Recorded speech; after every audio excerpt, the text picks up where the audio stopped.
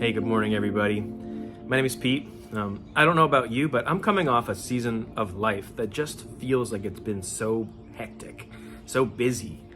And when you come off of seasons like that, where it just feels like instead of walking at a medium pace, you've been sprinting for a while, it can feel like what the people who love you get, or the people around me experience, is not the best version of me. In fact, what they get to experience is irritability and a tired person, and they're just not getting the best of me. And I think that's because all of us have our limits. We have our moments when we recognize we've poured out too much without putting anything back in. I mean, if you consider a cup, sometimes the cups that we have in our life are full and they're overflowing, and from out of that pours good things. But when our cups run dry and they're empty, and there's just nothing left, and you know that residue that's in the bottom of the cup that you look at and it's just dry and you don't even know how you're going to get it out of there because it's just so gross? That's exactly how we can feel when we've poured ourselves out completely. And so the question is for you this morning, what do you need to do to fill your cup? And the reason why I think this is important is because of the fact that Jesus talks about this idea of loving God with all of our hearts, our souls, all of our minds, and all of our strength. And of course, I think that's somewhat intuitive in the sense that, like, I want to make sure that I love God with everything that I have. But the second thing he asks us to do, the second greatest commandment, is to love your neighbor as yourself.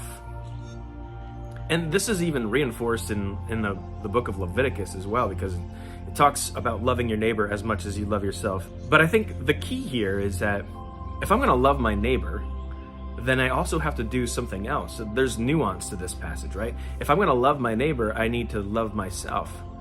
Because the capacity for me to love is directly related to how much I'm loving me, how much is in my cup.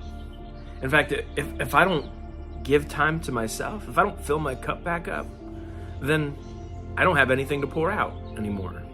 And instead of people getting the best of me, and instead of people experiencing love from me, they're experiencing annoyance and really not the best version. So God calls us to love him, and he calls us to love our neighbor.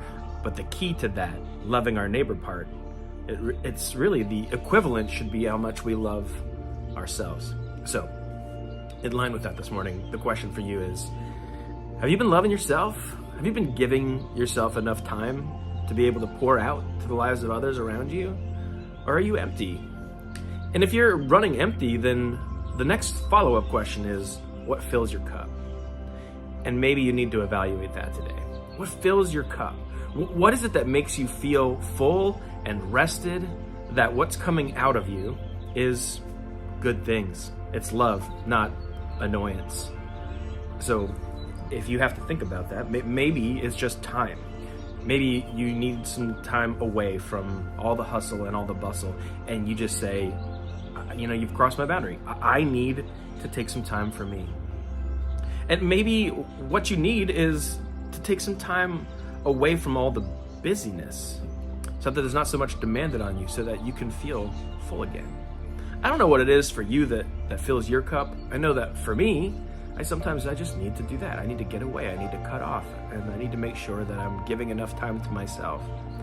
And maybe you haven't been putting enough time in your relationship with God, and that just keeps getting pushed on the back burner, and so it ends up becoming an afterthought.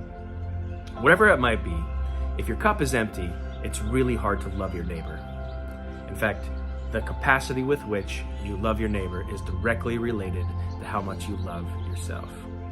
And if you want to walk in obedience when it comes to this command that Jesus gives us, we have to take care of ourselves. You're important, and don't forget that. Because in order for you to follow Jesus, you also have to take care of yourself. I hope you guys have a good day, and I'll talk to you soon.